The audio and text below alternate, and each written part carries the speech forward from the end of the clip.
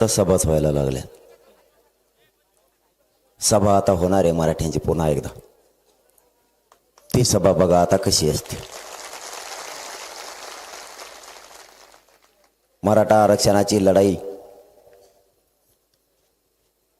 अंतिम टप्प्यात होती. मराठा आरक्षणाचा विषय आता संपत आला होता. परंतु काही विघ्न संतोषी असणाऱ्या मंत्र्यांनी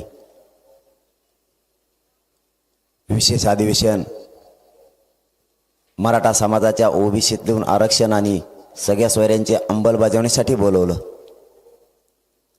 आणि अचानक पलटी मारली फडणवीस साहेबांच्या सांगण्यावरून. 10% आरक्षण देण्याचं ठरवलं. मराठ्यांच्या पोरांचं वाटोळं व्हावं या दृष्टिकोनातून हा डाव रचला. मराठ्यांचे पोरं सुधारले नाही पाहिजेत. मराठ्यांचे पोरं पूर्वीच हुशार आहेत. जर आरक्षण मिळालं तर हे मराठ्यांची जातच प्रगत होऊन जाईल. मग आपल्या पाठीशी कोण राहणार असा कुटील डाव यांनी रचला. एका रात्रीत सगळ्या सोयऱ्यांची अंमलबजावणी न करता मागासवर्ग आयोगाचा अहवाल स्वीकारला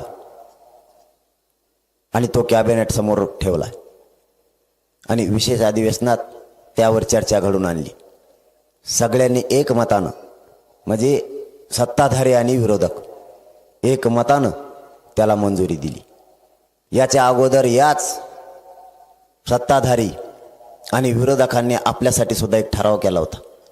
त्याचा त्यांना विसर पडला की तुमच्या मागणीप्रमाणे तुम्हाला जर आरक्षण द्यायचं असलं तर आम्ही सगळे विरोधक आणि सत्ताधारी मिळून एक ठराव पारित करतो. तुमच्या मागणीप्रमाणे मराठ्यांना आरक्षण दिलं जाईल, पण 1 महिन्याचा सरकारला वेळ द्यावा. आपण त्यावेळेस 40 दिवसाचा दिला होता. पुन्हा दुसरा ठराव सगळ्या पक्षांना सत्ताधाऱ्यांनी मिळून केला. त्यांनी सांगितलं एवढ्या वेळेस सरकारचं ऐकावं आणि 2 महिन्याचा वेळ द्यावा. आपण त्यांना 2 महिन्याचा वेळ दिला होता. तरीही मराठ्यांच्या विरोधात फडणवीसांनी षडयंत्र रचलंच. त्यांनी 20 तारखेच्या अधिवेशनात सगळ्या सोयऱ्यांची अंमलबजावणी, हैदराबादचं गॅजेट, बॉम्बे गव्हर्नमेंटचं गॅजेट, सातारा संस्थांचं गॅजेट, 1881ची जनगणना, 1902ची जनगणना ही घेण्याऐवजी त्यांनी ते 10% आरक्षण न टिकणारं द्यायचं ठरवलं. हरकत नाही, चुका पण काय केल्या तेही सांगतो. सरकारनं चुका केल्या, अहवाल स्वीकारला, पाटलावर ठेवला, एकमताने मंजुरी दिली आणि मुख्यमंत्र्यांचं भाषण सुरू झालं. मुख्यमंत्र्यांनी विधानसभेच्या पटलावर सांगितलंय मराठा समाज 10% मागास सिद्ध आहे. मग कायदा सांगतो जी जात किंवा जो समुदाय किंवा जो समूह मागास सिद्ध होईल त्याला ओबीसी आरक्षणात घ्यावं लागतं. 50%च्या आत 27% आरक्षणात समाविष्ट करावं लागतं. हे सरकारचं क्रम प्राप्त आहे. त्यांनी ते न करता 50%च्या वरती वेगळा प्रवर्ग केला. आज त्याचा परिणाम असा झाला की आताची जी भरती काढली या भरतीत मराठ्यांना त्याचा लाभ होणार नाहीये. मान्य न्यायालयानेच तसे निर्देश दिले, म्हणजे तेही आरक्षण गेलं. तिसरी चूक केली, ज्या दिवशी 26 तारखेला या 10% आरक्षणाची अंमलबजावणी केली त्याच दिवशी देशातलं EWS आरक्षण सुद्धा मराठ्यांचं रद्द केलं. म्हणजे मराठा EWS पासून सुद्धा हुकला आणि 10% आरक्षणातून सुद्धा हुकला. हा यांचा कुटील डाव. त्यांनी तो यशस्वी केला, परंतु मराठ्यांनी तो हाणून पाडला. त्यांचं स्वप्न होतं 10% आरक्षण दिल्याच्या नंतर मराठा समाज या राज्यात गुलाल उधळली. कारण 2018ला मराठ्यांनी गुलाल उधळला होता. कारण त्यावेळेस मग समाजाच्या लक्षात आलं नाही. आणि माझा मराठा समाज खूप भोळा आहे, खूप विश्वास ठेवतो. मराठ्यांनी त्यांच्यावरती विश्वास ठेवला होता की 13% आरक्षण 2018ला दिले. खूप दिवसानंतर नव्हतं, आपले लेकरं मोठे होतील, मिळालं. या आनंदात माझ्या मराठ्यांनी गुलाल 2018ला राज्यभर उधळला. परंतु त्याचाही घात झाला. पुढे चालून त्यांचेच वकील, जे वकील त्यांचे शिष्य आहेत, त्यांनीच याचिका दाखल केली आणि ते आरक्षण 5 मे 2021 रोजी घालवलं, रद्द झालं. लाखो पोरं त्यातून जे निवड झाले होते मराठ्यांचे ते रडत घरी आले. ज्यांच्या निवड झाल्या त्यांना नियुक्त्या आजपर्यंतही मिळाल्या नाहीत. तोही डाव फडणवीसांचाच. मराठ्यांचं इथून तिथून उभं वाटोळं यांनी केलं. तेच आरक्षण आता 10% दिलं, पण मराठा समाज आता पहिल्यासारखा विश्वास ठेवायला रिकामा नाहीये. तुम्ही डाव टाकला तर मराठी प्रति डाव टाकून तुमचा डावच मोडणार म्हणजे मोडणार. 10% आरक्षण दिलं, मराठ्यांनी गुलालच नाही उधळला. त्यांचा तीड पापळच झाला. त्यांना वाटलं एवढं मोठं आरक्षण दिलंय, त्याच्यासाठी विशेष अधिवेशन घेतलंय, तरी मराठा गुलाल उधळत नाही म्हणजे आता आपलं काही खरं नाही. त्यांना 2018 सारखंच करायचं होतं मायबापाव. 2018ला ज्यावेळेस 13% आरक्षण दिलं त्यावेळेस आपल्या मायबाप माझ्या समाजानं त्यांचा उपकार लगेच फेडला. 106 आमदार त्यांना निवडून दिले. उपकार ठेवला नाही माझ्या मराठ्यांनी. तीच डाव यावेळेस साधायचा होता. निवडणुकीच्या तोंडावरती 10% आरक्षण दिलं, पुन्हा ही निवडणूक जिंकायची आणि पुन्हा ते आरक्षण कोर्टात लटकायचं, पुन्हा मराठ्यांच्या पोरांचं वाटोळं. परंतु यावेळेस मराठ्यांचं नशीबच बलवंतर होतं. मराठ्याच्या नशिबानंच मराठ्यांना साथ दिली. यावेळेस निवडणुकीच्या अगोदरच मान्य न्यायालयाने परवा निकाल देऊन टाकला की हे आरक्षण याचा नोकरीत लाभ होणार नाहीये म्हणून. असं मला मीडियाच्या माध्यमातून, बांधवांच्या माध्यमातून कळालंय. मी पण आणखी निकाल वाचलेला नाही. म्हणजे हे आरक्षण गेलं. मग त्यांना 10% घेतलं पाहिजे मराठ्यांनी, ही त्यांचा डाव होता. पण मराठ्यांनी गुलाल उधळलाच नाही. मग त्यांना वाटलं मराठी जर गुलाल उधळायचा असेल आपण एक काम करू. त्यांनी त्यांच्यातच गुलाल उधळायला चालू केलं. 5-25 जण जमले मुंबईत. हे त्याच्या टकोऱ्यावर टाकीत आणि ते त्याच्या टकोऱ्यावर टाकीत. गुलाल भरले आता एकमेकाच्या कपड्याला पुसायचे. काही मंत्र्याचे त्या चेप्पेवरच टाकला, केस नाही फिसन नाही टकोऱ्यावर त्याच्या. आणखीन लाल जरच दिसतोय देऊ, जस का बैलाचा गुलाल फेकला त्याच्या अंगावर. मराठ्यांनी नाही उधळला गुलाल. मग त्यांनी सुरुवात केली दुसरा डाव. मी फडणवीस साहेबांबद्दल 6 महिन्यात एक शब्दही बोललेलो नाही, एकही शब्द. पण जर चुकला मग तो मराठ्याचा असो नाही तर तो कोणत्या पक्षाचा असो, त्याला वाजविल्याशिवाय मी सोडितच नाही. कारण मी माझ्या मराठ्यांशी प्रामाणिक, तुमच्याशी नाही. मी माझ्या समाजाला दैवत मानलेलं आहे, मायबाप मानलेलं आहे. मी त्यांच्याशीच प्रामाणिक आहे, तुमच्याशी नाही. मी तुम्हाला नाही फुटू शकत. तुम्ही धमक्या टाकून खूप फोडले असतील. तुम्ही माझ्या नादाला लागू नका फडणवीस साहेब, तुम्ही गलत माणसाला खेटलात.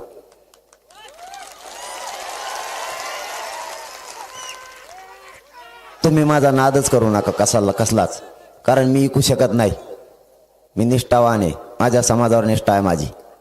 मी माझ्या समाजाला मायबाप मानलेला आहे आणि बापाशी गद्दारी करणारी पैदास माझी नाहीये. त्यांनी डाव टाकला, याला 10% घ्यायला लावा अशी सागर बंगल्यावर बैठक घेतली आणि त्या बैठकीत ठरवलं त्यांनी 10% जर तो म्हणला हे 10% टिकतंय, चांगलं आहे, मराठ्यांचा फायदा आहे, तर मराठे हो म्हणतील. मराठे त्याचं ऐकतेत आणि तो पण मराठ्यांचा ऐकतो. कारण मी माझ्या मराठ्यांचा ऐकतो, त्याच्याशिवाय मी पुढे चलतच नाही. पण मी नाही हो म्हणू शकत, कारण जे आरक्षणच टिकणार नाहीये ते आरक्षण हा म्हणून पुन्हा माझ्या करोडो मराठ्यांच्या लेकराचं वाटोळं करून त्यांचं पाप डोक्यावर घेऊन मी रस्त्यानं नाही फिरू शकत. मग हा जर नाही म्हणतोय तर याला गुतवा, बाकीचं मी बघतो. अरे गृहमंत्री, बाकीचं मी बघतो. म्हणजे सत्तेच्या आणि मराठ्यांच्या मधला मी काटा, याला बाजूला सारखा. निष्ठावान फोडणं खूप अवघड आहे. दुसरा कोणी असता तर आपण फोडला असता. निष्ठावान फुटू शकत नाही. त्याची समाजावर निष्ठा आहे, तो समाजाला दैवत मानतोय, तो फुटणार नाही. त्याला गुतल्याशिवाय पर्याय नाही. म्हणजे माझा बळी घेणार. आणि हे मला कळालं, मीच सांगून टाकलं. कारण मी बेत पित नसतो. म्हणलं बळी पाहिजे ना, आणि चल तो या सागर बंगल्यावर आलो. चल थांब तिथं. निघालो तर तिकडून मीडियात बोलायला लागले. म्हणतेत या सागर बंगला हा शासकीय, तुमचं स्वागत आहे. आणि मी 8 किलोमीटर गेलो. कवडत लावून घेतली.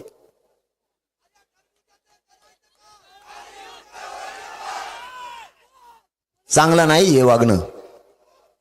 तुम्ही पालकत्व स्वीकारलंय राज्याचं, एका मोठ्या पक्षाची जबाबदारी तुमच्यावर आहे. कायद्याचं पालन करणं तुमची जबाबदारी आहे. काय झालं असं नसन झालं माहित नाही, परंतु आपली मायबापाच्या भूमिकेत आपण आहेत. राजगादी आपण स्वीकारली. या जनतेनं तुम्हाला त्याच्यावर बसवलंय. न्याय देणं तुमची जबाबदारी आहे. कायदा हातात दिला किंवा एखादं मंत्रिपद हातात दिलाय म्हणून त्याचा गैरवापर करून गोरगरीब मराठ्यांचे पोरं गुतवायचे, त्यांच्यावरती खोटे केसेस करायच्या, त्यांना गुतवायचं. नवीन डाव चौथा चालू केला. तुम्हाला 5वा डाव सांगतोय. जे शिप्या लावल्यात आपल्या लोकांना फुलं टाकायला. मी लय वेळेस सांगितलं नका लावू म्हणून, पण हे पोट्टे ऐकत नाहीत, लावतेतच. बरं तुमचं काय चाललंय? लावल्या तर लावल्या. फडणवीस साहेबांचं काय चाललंय? त्याच्यात काही नीट हे का तुमचं वजन कमी व्हायला लागले? प्रॉब्लेम काय तुम्हाला? जे शिप्या आमच्या, फुलं आमचे, लोक आमचे, पैसे आमचेच, वावरात उभा केल्यात आमच्या. तुम्हाला काय नीट आहे? तुमच्या दारात का भिताड पडलं घ्या एखादं? त्या जे शिप्याल्यावर गुन्हे दाखल करायला चालू केले. अरे काय नीचपणा लावला, काय नीच सारखी तुमची वृत्ती आहे. इतक्या खालच्या दर्जाचा गृहमंत्री असावा आणि मराठ्यांविषयी एवढा द्वेष. त्या जे शिपवाल्यावर गुन्हे दाखल. दुसरे गुन्हे कोणते केलेत? बोर्ड लावलेत आपण चलो मुंबईचे, ते बोर्ड काढायला चालू केलेत पोलीस बांधवांच्या हातातून. त्यांना काय दोष देत आहे? त्यांना दोष देऊ नका, वरून आदेश येते. त्यांना काढायला सांगितले ते काढतात. मी विचारलंय वरपर्यंत, मी फोनाला येत असतो, मी ढिला पडत नाही. मी एका अधिकाऱ्यांना फोन करून सांगितलं, मला साहेब बोर्ड का काढताय, काय कारण त्याचं? ते म्हणले वरूनच आदेश आहेत. मग आणखीन वर सरकवलं. म्हणलं वर कुठशी के बघावं. वर सरकवलं, वरच्याला फोन लावला. म्हणलं साहेब काय अडचण? ते म्हणले पाटील वरूनच आदेश आहेत. जाऊ द्या म्हणलं. मग आणखीन वर सरकवलं थोडं. मी वर सरकायला मागं पुढं बघतच नाही.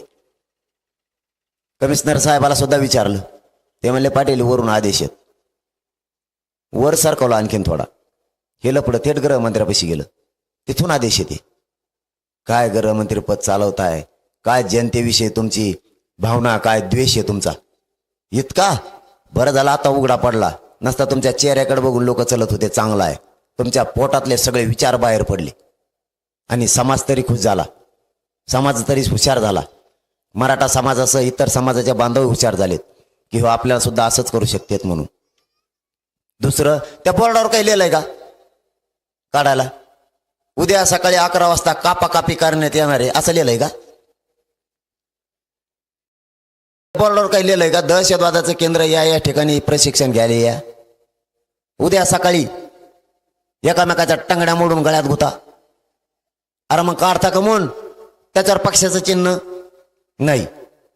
आचारसंहिता लागली का? अरे मग काढतो का म्हणून? हा फोटो आहे म्हणून काढतो काय मग? अरे पण तू जरी फोटो काढले, एवढं काय भेव वाटायला लागलं तुम्हाला माझ्या फोटोचं लगी? एवढी काय भीती आहे तुम्हाला? तुमचे लावा ना, 200 फुट उच लावा आणि त्याच्यावर वर बसावं तुम्ही टांगड्या सोडून. आम्हाला काय घेणं आहे का? जे शिप्यावर गुन्हे का? त्यांचे अमित शहा साहेब संभाजीनगरला आले होते आणि अमरावतीला काय यवतमाळला मोदी साहेब आले होते. मला इकडं मराठे फुलं टाकते, तिकडं पडले नाहीत. मग मी काय करू? त्यांच्यावर पडले नाहीत मी करू काय? त्यांच्यावर नाही पडले, टाका 2-4 ट्रक आणून वता त्यांच्यावर वरून. आम्ही काय नको म्हणलो का? इतकी जळावरती मराठ्यांच्या पोराने रॅल्या काढल्या, ते गुन्हे दाखल. आता इथून मागे झोपले होते का? नुसता द्वेष. कशासाठी? 10% घे म्हणा, नाही तू गुतू मला. झोपेते साहेब तुम्ही ते भ्रष्टाचारी होते म्हणून बेलेन तुमच्याकडे आले. भोपाळमध्ये मोदी साहेब म्हणले अजित पवार साहेबांचा 70,000चा घोटाळा बाहेर काढल्यावर काय होईल, एवढंच म्हणले. हे दुसऱ्याच दिवशी सकाळी उपमुख्यमंत्री झाले. आता झाले स्वच्छ. एकाचा रुपया नाही घेतलेला या आंदोलनात. माझ्या मराठ्यांचे कष्टाचे पैसे आहेत. माझ्या मराठ्यांनी आंदोलन चालवलंय. तुमच्यासारखा जनतेचं रक्त पिऊन कमवलेली प्रॉपर्टी नाही आमची. माझा समाज घाम घालतो, रात्रंदिवस कष्ट करतोय. याच्यात कोणीच नाही. यासाठीच काही नेमा तुम्हाला सापडूच शकत नाही. याच्यात काहीच. या आंदोलनाच्या मागे कोणीच नाही, फक्त मराठा समाज आहे.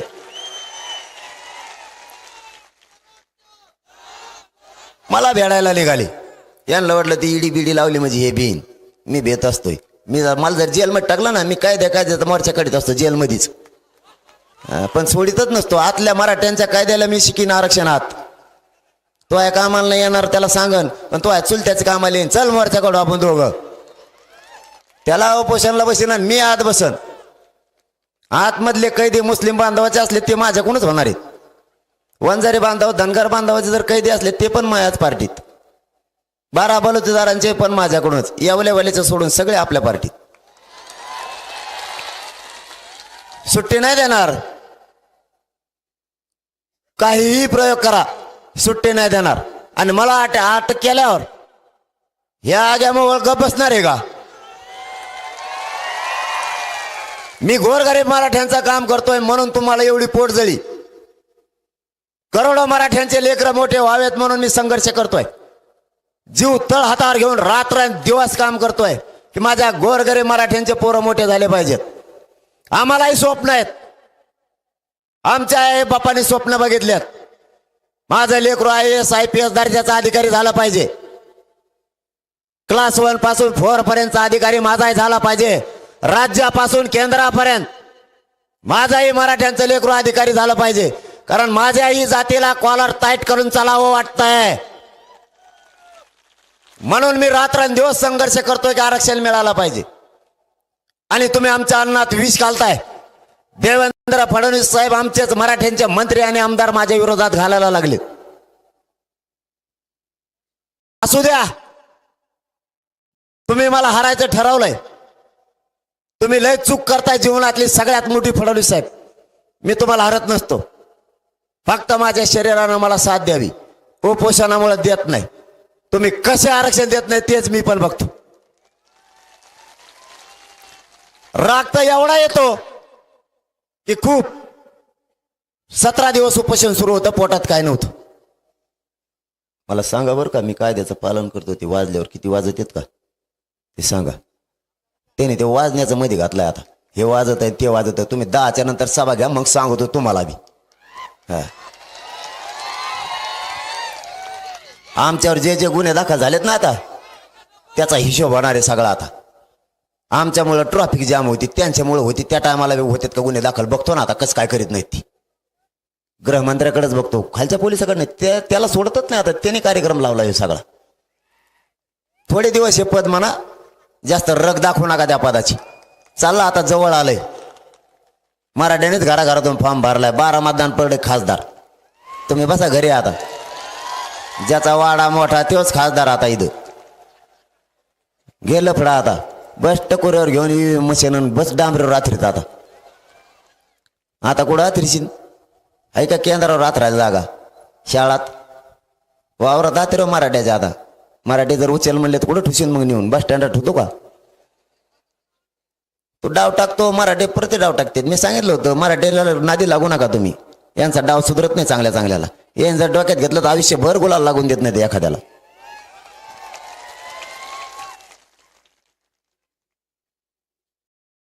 त्यांचे डावच इतके काय मराठ्यांच्या पोराचं वाटलं. राग तर एवढा येतो. 17 दिवसाचं उपोषण केलं. बोललं का नाही बोललं मला माहित नाही. त्याच्यात लक्षात येत नाही माणसाला काय झालं. चिडचिड होती. विधानसभेच्या पाटलावर म्हणले आई बहिणीवरून बोलला. माहित नाही त्याच्यात काय होतंय काय नाही. तुम्हाला उपोषण नाही कळायचं फडणवीस साहेब. उपोषण कशाला म्हणतात? तुम्हाला अनुभव घ्यायचा असला एक 8 दिवस माझ्या शेजारी येऊन बसा उपोषण करायला. मग तुम्हाला कळण कुंकुम कुंकुम धुरून निघतोय ती. कळायचं सुद्धा नाही. तुमची ढेरी सुद्धा मागच्या बाजूला येईन. काहीच करायची गरज नाही. योगा फेवगा काही नाही. ढेऱ्या कमी करायचं औषध माझ्याजवळ.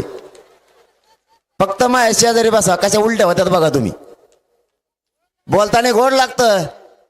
इथं रक्त जाळावं लागतं तेव्हा जात मोठी होती. तुमच्यासाठी लोकांच्या मतावर मोठे होणारे आम्ही नाहीत. आणि म्हणे आई बहिणीवर बोलले.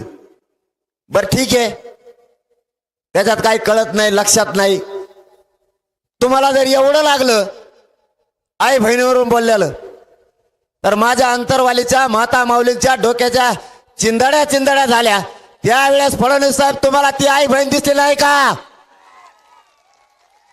तेव्हा ती तुमची घरातली ती आई बहीण आणि आमची ती आई बहीण नाही. राज्य चालवायला तुम्ही निघालात, स्वतःच्या घरातली आई बहीण आणि राज्यातल्या जनतेची माता माऊली आई बहीण नाही. वारे राज्य चालवणारे, स्वतःची पाठ मिळवून घेणार, जनतेच्या जीवावर पद भुसविणार आणि त्या जनतेच्या पाठीत खंजीर खुपसणार तुमच्या घरातली ती आई. आणि आमच्या आई बहिणीचे डोके बंदुकीच्या दस्त्याने फोडले गेले. 34 टाके त्यांच्या डोक्यात पडले. फडणवीस साहेब, तेव्हा तुमचा छत्रपतींचा विचार कुठे गेला होता? तेव्हा नाही का आई बहीण दिसली? 9 वर्षाच्या मुलीच्या पायात गोळी घुसली. ती गोळी काढताना 1.5 लिटर त्या लेकराच्या पायातून पाणी निघालं. फडणवीस साहेब, तुम्हाला त्यावेळेस नाही का आई बहीण आठवली? तुमची ती आई बहीण आणि आमच्या आई बहिणीला विचारतच नाही, आम्हाला प्रतिष्ठा पण नाही. वारे राज्य चालवता आणि कायदा आम्हाला शिकवताय. आमच्या लेकराच्या पोटात गोळ्या शिरल्यात, लिलावते हॉस्पिटलमध्ये सुद्धा निघल्या नाहीत. आत्ताही 15 गोळ्या त्या शरीराच्या पोटात. तेव्हा कुठे तुमची माणुसकी गेली होती? आमच्या काही माता माऊल्यांच्या गुडघ्यात गोळ्या शिरल्यात, ती आत्ताही बाजार झोपून आहे. तिला नाही शेतात जाता येत. तिच्या संसाराचा वाटोळा तुमच्यामुळे झालाय. ती नाही काही बहीण वाटली तुम्हाला? 350 माझ्या मराठा बांधवांनी आत्महत्या केल्यात. आमच्या आई बहिणीचं कंपाळाचं कुंकू पुसलंय, त्यांचा संसार उघड्यावर आलाय. फडणवीस साहेब, तुम्हाला तिथं आई बहीण नाही दिसत का? तुमची ती आई बहीण आणि आमची ती नाही. बघू तुम्ही सुद्धा किती नडताय ते. तुम्हालाही मराठ्यांना खेटायचे, लक्षात ठेवा. आमच्या आई बहिणीवरती हात उचलता आणि ज्या पोलिसांनी हात उचललाय त्यांना तुम्ही बढत्या दिल्यात. वारे गृहमंत्री, मराठ्यांच्या नादी लागायला निघालात. तुम्ही आमच्या नादाला नका लागू. मी रात्री माहिती घेतली, जेवढ्या पोलिसांना निलंबित केलं होतं त्यांना सगळ्यांना बढती दिली यांनी. हे राज्य चालवायला निघालेत आणि आई बहिणीची भाषा आम्हाला शिकवणार. आमच्या आई बहिणीला आत्ताही चालता येत नाही. एक माता माऊली तिथं 4 महिन्याचा लेकरू घेऊन बसली होती. तिच्या डोक्यात इटा घातल्यात, बंदुकीचे दस्ते मारलेत. त्या आईचं रक्त त्या 4 महिन्याच्या लेकराच्या डोक्यावर पडत होतं. पूर्ण रक्तानं माखलं विकृती आहे. फडणवीस साहेब, त्यात तुम्हाला आई नाही दिसली का? आम्हाला आई बहिणीच्या भाषा शिकवायला लागलात. याचा हिशोब होणार आहे. तुम्हाला आई मराठ्यांना सांगतो, आपल्या आई बहिणीच्या अंगावर पडलेले वळ विसरू नका. त्या वळाची आठवण यांना करून द्यायची. आपल्या जातीला प्रतिष्ठा आहे, आपल्याला इज्जत आहे. हे जर हुकुमशाही करणार असले, याचा सूड आपल्याला उगवावा लागणार आहे. यांना सुट्टी नाही द्यायची. आपले लोक आपल्या विरोधात घालायचे, मत आपले घ्यायचे, सत्ता आपल्या जीवावर भोगायची आणि या सगळ्या पक्षांना एकत्र यायचं आणि विरोधात आपल्या रान उठवायचं. यासाठी माझ्या विरुद्ध नेमली सगळे पक्ष एकत्र आले आणि सगळ्यांनी एक मतानं मंजुरी दिली. वा, काय करणार तुम्ही? अटक. फडणवीस साहेब, असले धंदे बंद करा. सत्तेचा गैरवापर करून समाजाचे नाराजीवर अंगावर लाट घेऊ नका. तुम्हाला मागात पाडतील मराठे, मागात. नवीन डाव, पोलीस बांधव कमी केले. मला नाही गरज, मला संरक्षणाची गरज नाही. 8 दिवसापासून वेगळे मेसेज कोण शुक्ला मॅडम आहेत त्यांच्या मार्फत फडणवीसांनी पाठवले. आम्हाला पण माहित होतं. तुम्हाला वाटत असाल तुम्ही हुशार आहेत. माझं जसं तुम्हाला माहित होतं तसं तुमचंही मला माहित होतंय. माझ्या जवळचे 4 फोडले असतील, ते माहिती पुरवत असतील. आणि तुमचंही मला माहिती आहे. तुम्ही पैशानं लोक जिंकले असतील, पण मी मनातून तुमच्या शेजारचे लोक जिंकलेत. ते रात्र दिवस तुम्ही काय करताय मला सांगतायत. तुम्ही काळजी करू नका. तुम्ही आणखीन सांगतो माझ्या नादाला लागू नका. यासाठी सगळ्यात जास्त मंत्री तुमचे गुंतणार आहेत.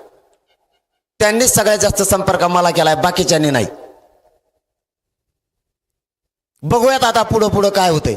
तुम्ही तर खोटा अहवाल त्याच दिवशी बनवलाय हेही आम्हाला माहिती. फक्त हे नाटक आहे चौकशीचं. तुम्ही मराठ्यांवर किती अन्याय करणार आहेत हेही माहिती आहे. पण तुमचे दिवस सुद्धा थोडे आहेत. नसता तुमच्या पुढे एकच पर्याय. मला राजकारणाचं देणं घेणं नाहीये. मी कधीच राजकारण करत नाही. राजकारण माझा मार्ग नाही. मला माझ्या गोरगरीब मराठ्यांना आरक्षण पाहिजे. आणि आमचं जे हक्काचं आहे ते, आमची मागणी ओबीसीतून 57 लाख मराठ्यांना मिळाले. 1.25 करोड मराठ्यांनी आतापर्यंत आरक्षण घेतले. सगळ्या सोयऱ्यांची अंमलबजावणी पाहिजे. ती द्या. तुमचं आमचं शत्रुत्व नाहीये. विनाकारण आडवं घुसायचा प्रयत्न करू नका. तुम्हाला ते जड जाणार आहे. कारण पण तसेच मराठ्यांचे आमदार आणि मंत्री विरोधात घाला. 4-2 माकडे ते बोलायला लागले. तुम्ही कशाला निवडून देता त्यांना? डोक्याला ताण. हे गचपाने कुठून आणले तुम्ही? आपल्या लेकराचं वाटोळं करायला तुम्ही देता यांना निवडून. पिढ्या बरबाद व्हायला लागल्या आमच्या. हाय का अधिकाऱ्याचा टक्का? बघता का नाही? कधी कार्यालयाला जाता का नाही? इथून तिथून सगळ्या जातीचं वाटोळं होऊन बसलं. ना केंद्रीय कॉलेज मिळायला तयार आहेत, ना अधिकारी बनायला तयार आहेत. नोकऱ्यातला सगळा टक्का कमी होऊन बसला. आणि हे तुम्ही निवडून दिलेले जातीकडून बोलायचे तर नेत्याकडून बोलायला लागले. मी बोललो कोणाला? नेत्याला, पक्षाला. माझ्या समाजाच्या विरोधात कोण उठलं? मराठ्याचे आमदार आणि मंत्री. म्हणजे तू त्या जातीचा, मी त्या जातीसाठी भांडतोय. तूही आरक्षण घेणारी, नोकरदार मराठाही घेणारी, व्यावसायिक मराठा, शेतकरी मराठा, कष्टकरी मराठा सगळेच घेणारे. आता राजकारणी मराठा पण घेणारे. तो बोलतो कोणाकडून? नेत्याकडून. का? आमच्या नेत्याला बोलला, आमच्या पक्षाला बोलला. तो अपक्ष आहे का जाती? नेत्यालाच बाप मानायचं का? जातीला बाप नाही मानायचं का? ही जातीनं तुला मोठं नाही केलं का? जातीकडून बोलायचं शिका. आणि तुम्हालाही सांगतो, आता लेकरं डोळ्यासमोर ठेवा जरा. लेकराच्या भविष्यासाठी लढा शिका. बस झाला यांना मोठं करायचं. आता खूप मोठं केलं तुम्ही यांना. आता तेच आपल्या मुळावर उठले. आपल्याच जीवावर दादागिरी करते सगळ्या दुनियात. आता तुमच्या पुढं माझ्या पुढं एकच पर्याय. आपल्याला आपलं आरक्षण मिळवायचं. मी शब्द देतोय तुम्हाला. मला जेलमध्ये बी टाकलं, मान बी कापून नेली. मी मात्र ओबीसीतून मराठ्यांना आरक्षण दिल्याशिवाय मग हटायला तयार नाही, हटणार सुद्धा नाही. जेलमध्ये जरी सोडलो ना, आरक्षण घेतल्याशिवाय सुट्टी नाही. मी तुमच्या बळावर लढतोय, तुमच्या पाठबळावर लढतोय.